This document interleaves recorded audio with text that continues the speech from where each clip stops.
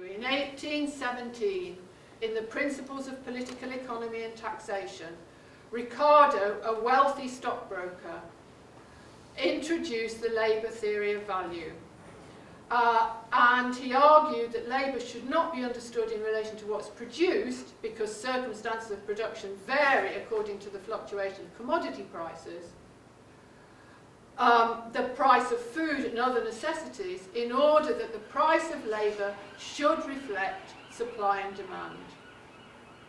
So the closest we come to an economic conception of poverty is in this theory of wages.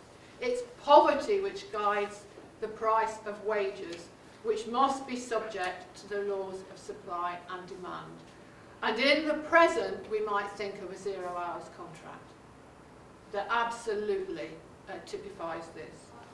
I want to suggest that what's important then about poverty is how it sits in relation to the accumulation of wealth, and therefore how it's understood as a lack of correct habits. Those correct habits being absolutely central to the need to work under any circumstances. And that's again what we're seeing increasingly more and more.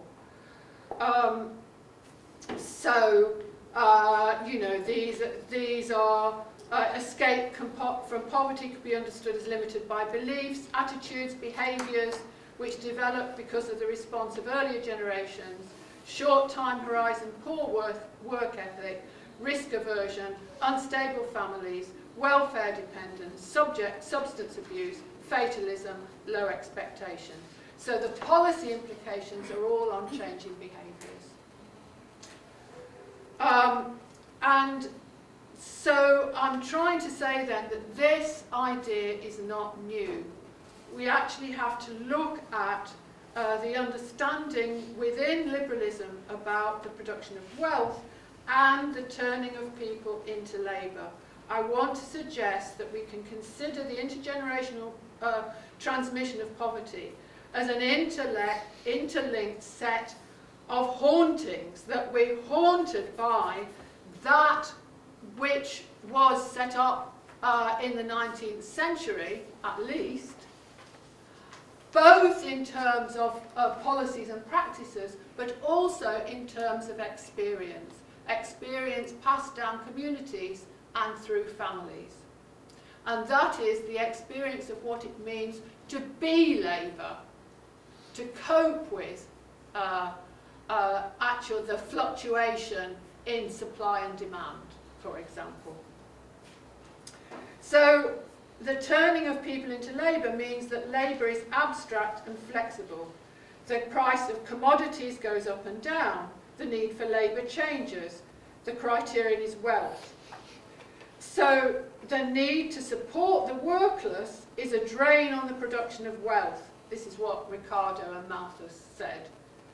So poverty is understood as pauperism in order to inculcate the right habits so that the workless, that is the poor as a drain on the production of wealth, don't exist in the same way.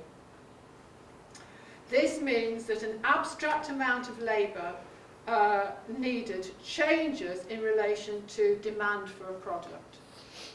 The production of poverty is directly related to the production of wealth through the relationship between profit and the cost of labour. And as I said, this, we can see this in the present, reaching its nadir in the 0 hours contract.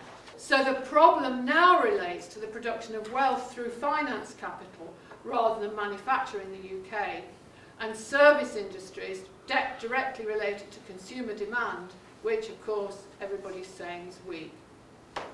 So the way in which labour takes its form in the present directly relates to how wealth and poverty are accumulated in the present. Just as the poor law sought to produce workers as labour with the correct habits of industriousness, so in the present the poor are those who similarly are the ones who will not or cannot work in the current conditions or for the current conditions.